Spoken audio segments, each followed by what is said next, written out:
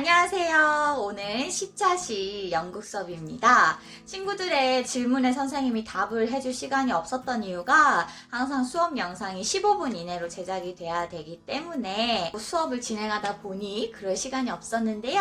오늘은 좀 빠르게 수업을 진행하고 선생님이 질의응답 시간을 가지도록 해볼게요. 자, 그럼 바로 시작해볼까요? 오늘의 학습 목표는 연극의 준비와 관람 예절 알기입니다. 학습활동 첫 번째는 연극의 준비 과정, 두 번째는 연극 관람 예절입니다. 자, 우리가 여태까지 인물의 성격도 살펴보고요. 몸짓, 말투, 표정도 연습을 해봤고, 그리고 처음에 선생님하고 했던 것들 기억나나요? 표현력도 키우고 관찰력도 키우고, 자, 이렇게 준비 과정을 거쳐서 드디어 연극을 완성시키는 단계가 있겠죠. 연극의 준비 과정은요, 자세하게 다루면 너무너무 많기 때문에 우리 친구들하고 간단하게 몇 가지로 요약을 해서 한번 같이 알아보도록 해요. 연극의 준비 과정은 역할 정하기, 극본 연습, 무대 준비하기, 연극 실현, 이렇게 나눌 수가 있어요. 자, 친구들, 먼저 연극을 하기 위해서는 역할을 정해야 해요. 교과서 291쪽 보이죠? 거기 보면 친구들과 함께 역할을 정해보세요 라고 적혀 있어요.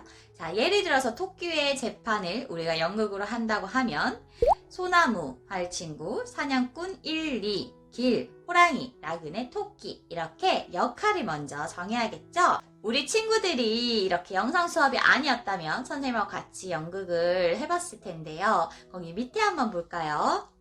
한 사람이 여러 가지 역할을 맡거나 한 가지 역할을 여러 명이 나누어 맡아도 좋아요 라고 되어 있어요. 자, 우리 친구들하고 할 때는 이렇게 역할을 정할 수가 있을 텐데요. 실제로 연극을 할 때에는 연극의 역할을 어떻게 정할까요? 오디션을 통해서 역할마다 어울리는 배우를 찾는 과정을 거쳐요.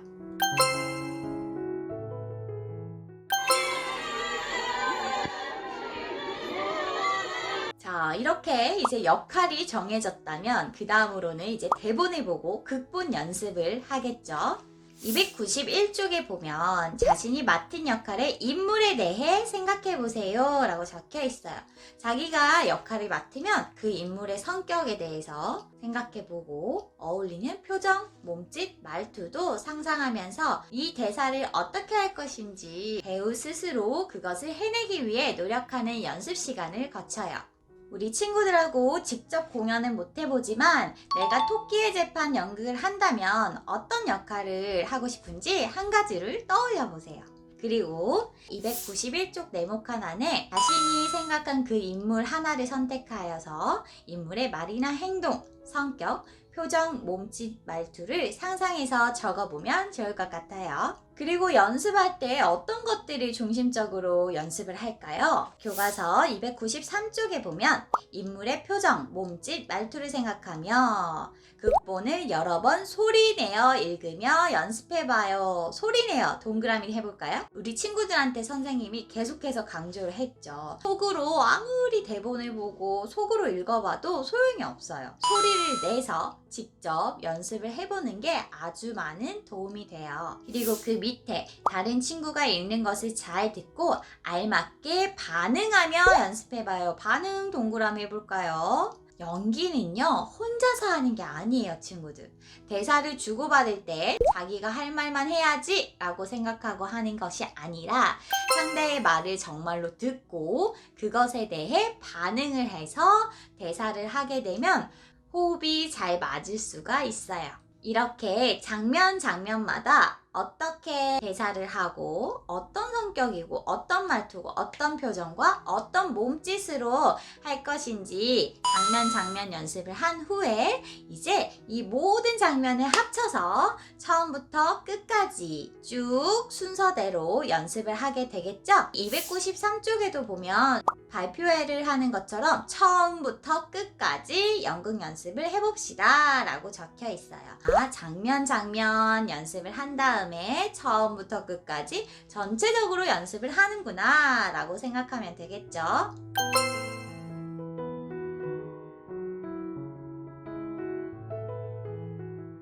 그리고 공연을 하기 위해서는 우리 친구들이 배우가 될 텐데요. 또 무엇이 필요할까요? 바로 무대가 필요해요. 그리고 소품도 필요할 수 있겠죠. 우리 친구들 교과서 290쪽 한번 볼까요? 거기 보면 공연할 장면을 발표하고 준비해 봅시다 라고 적혀 있는데요. 소품 준비에 대해서 나와 있어요. 오른쪽에 있는 여자친구가 호랑이 머리띠를 쓰고 있죠. 이렇게 우리가 연극할 때 필요한 소품도 필요해요. 소품 준비는 우리 친구들하고 같이 할 경우에 거기 밑에 평소 사용하는 물건이나 재활용품으로 간단히 준비해요. 직접 만들어 볼 수도 있고요. 오른쪽 그림으로 그려도 돼요. 이렇게 직접 그림으로 그려서 만들 수도 있어요. 소품을 만드는 방법은 아주 다양하겠죠? 연극을 하기 위해서는 실제로 배우들만 있는 것이 아니라 아주 많은 팀들이 필요해요. 모든 팀을 다 얘기할 수는 없으니 우리 친구들하고 몇 가지만 한번 알아보도록 해요.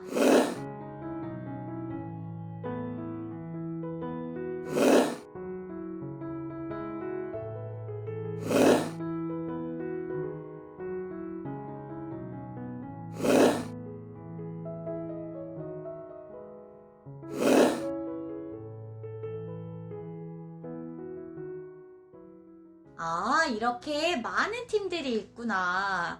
연극을 준비하는 데는 정말 많은 사람들의 노력들이 모이고 모여서 연극 무대에 짠! 하고 올라가는 아주 소중한 공연이라고 할 수가 있겠어요. 자, 이렇게 연습도 하고요. 아주 많은 준비를 다 마치면 드디어 연극 공연을 하죠. 실연이라고 해서 실제로 공연을 하는 것을 연극 실연이라고 하는데요. 교과서 295쪽에 한번 볼까요? 아, 거기 사진을 보니까 친구들이 연기를 하고 있는 모습이 보여요. 코로나가 아니었다면, 우리 친구들이 이렇게 영상 수업이 아니었다면 우리도 교실에서 이렇게 공연을 해볼 수 있었을 텐데 너무너무 아쉽네요. 거기 밑에 보니까 극본을 보고 읽어도 돼요 라고 나와 있죠. 극본을 보고 읽어도 되고요. 그런데 실제로 배우들이 공연을 할 때는 극본을 보고 하면 안 되겠죠. 실제 배우들이 공연을 할 때는 대본을 다 외워서 공연을 합니다. 실제로 공연할 때 어떤 것들을 신경 써야 하는지 우리가 이미 전에 다 배웠어요. 한번 확인해 볼게요. 295쪽 밑에 보면 인물의 마음이 잘 드러나는 표정과 몸짓으로 표현했다. 인물에게 어울리는 말투로 잘 표현했다. 연극 발표에서 자신이 맡은 역할을 충실히 했다. 네, 이런 것을 중심으로 생각하면서 연기를 하면 좋겠죠. 이렇게 선생님하고 연극 준비 과정을 알아봤어요. 자, 그러면 이렇게 친구들이 연극을 할 때 또는 공연장에 가서 연극을 볼 때 관객 입장에서도 지켜야 할 예절이 있겠죠? 선생님하고 함께 관람 예절에 대해서도 알아볼까요? 294쪽에 위에 한번 볼까요? 다른 친구들이 발표할 때 연습하지 않는다. 앞에서 연극 공연을 하는 친구들은 굉장히 떨릴 수도 있고요. 이 연극을 하기 위해 집중을 해야 해요. 그런데 여기저기서 대화 소리나 말소리가 들려오면 더 긴장하고 방해를 받을 수가 있어요. 그래서 다른 친구들이 앞에서 공연할 때는 자기 연습만 한다고요. 여기에만 집중하지 않는 것이 예의예요. 실제 공연장에서도요. 공연장은 영화관이랑 다르기 때문에 영화관에서는 팝콘도 먹을 수 있고요. 막 영화를 보다가 재밌는 장면이 나오면 막 옆에 사람하고 소곤소곤 얘기도 할 수 있지만요. 공연장에서는요. 절대로 음식을 먹으면 안 돼요. 그리고 절대 대화를 해서도 안 돼요. 공연을 보러 갔을 때는요. 작은 소리로 속닥속닥 하는 소리도 낼 수가 없어요. 그게 공연 관람 예절이에요. 자, 그리고 발표를 끝낸 친구에게 박수를 보낸다. 열심히 연극을 준비한 친구들에게 박수를 보내는 것도 예의라고 할 수가 있어요. 실제로 공연장에 갔을 때도 공연을 하는 도중에는 말을 할 수 없지만 공연이 끝나면 배우들에게 너무너무 고생했어요. 공연 잘 봤습니다. 하고 박수를 쳐주는 것은 괜찮아요. 그런데 요즘에 또 코로나 때문에 새로 생긴 문화가 있대요. 그건 바로 박수 치면서 와! 하고 함성을 지를 수가 있었는데요. 요즘에는 코로나 때문에 마스크를 쓰고 있고 이렇게 말을 하는 것도 조금 위험할 수가 있어서 함성은 최대한 안 하고 박수만 쳐주세요 라고 말하는 공연장들도 있어요. 우리 친구들도 이제 공연 관람 예절을 알았으니까 혹시나 공연장에 가서 연극을 보게 된다면 예절을 잘 지키도록 해요. 자, 선생님하고 오늘은 연극 준비 과정과 연극 관람 예절에 대해서 알아봤는데요. 여태까지 우리가 배운 것들을 잘 정리해 놓은 게 있어요. 296쪽에 연극을 준비할 때, 발표할 때, 관람할 때에 대한 내용이 나와 있죠. 우리 친구들이 한 번씩 체크해보면 좋을 것 같습니다. 이렇게 해서 드디어 10차시 수업이 모두 끝났습니다. 모든 질문에 답해줄 수 없겠지만 선생님이 한번 빠르게 몇 가지 질문에 답을 해보도록 할게요. 선생님이 학교에 이제 영상을 전달할 때 용량이 너무 크다 보니까 메일로 가지지가 않아서 선생님 유튜브에 할 수 없이 업로드를 하고 이제 링크를 통해서 학교에 수업 영상을 전달하게 되었어요. 이 질문에 굳이 답을 해야 되나 라는 생각을 했는데 너무 많은 질문이 들어와서 선생님 나이는 정확하게는 말하지 않을 거고요. 30대 중반이라고만 얘기할게요. 선생님은 원래 다른 일을 하다가 연기를 굉장히 늦게 시작했어요. 선생님은 30살부터 준비를 해서 31살부터 활동을 하기 시작했습니다. 이 친구 계속 질문하던데 도티님 몰라요. 선생님 만나본 적 없어요. 연극은요, 우리 친구들이 기억이 날지 모르겠지만 선생님하고 옛날에 연극의 종류에 관한 친구들의 질문에 답변을 했을 때 모노극이라고 해서 혼자 하는 연극도 있고요, 2인극 둘이 하는 연극도 있고요, 그 외에 몇 명까지 할 수 있는지는 정해져 있지 않아요. 정말 몇십 명이 나오는 연극이 있기도 하고요. 이거는 그 작품의 성격에 따라서 달라지겠죠. 요리 다이어트요? 아니요, 선생님 아니에요. 한번 찾아봐야겠네요. 선생님 닮았다고 하니까. 선생님하고 같이 했던 것처럼 관찰력, 상상력, 표현력을 기르는 연습을 많이 하면 도움이 돼요. 특히 연기자들은 평소에도 이것저것에 호기심을 많이 가져야 해요. 그래서 이걸 보면 어떤 느낌일까? 얘는 어떤 감정일까? 또는 어떤 것을 상상할 수 있을까? 이런 훈련을 평소에 많이 하면 좋고요.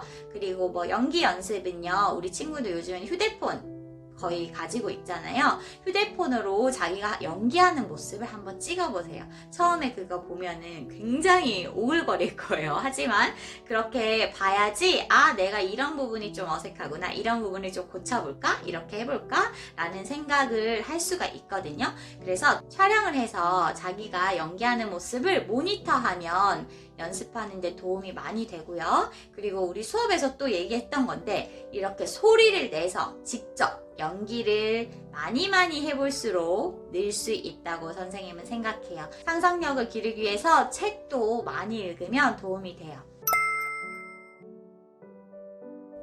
네, 우리 친구들 10차시 수업 동안 잘 따라와줘서 너무너무 고맙고요. 선생님하고 친구들은 결국에는 만나지 못해서 너무너무 아쉽지만요. 그동안 친구들이 마지막에 적어준 글들 선생님이 아주 잘 보고 있었고요. 그거를 보면서 힘도 얻었어요. 그러면 선생님은 이제 친구들과 인사하겠습니다. 친구들, 안녕!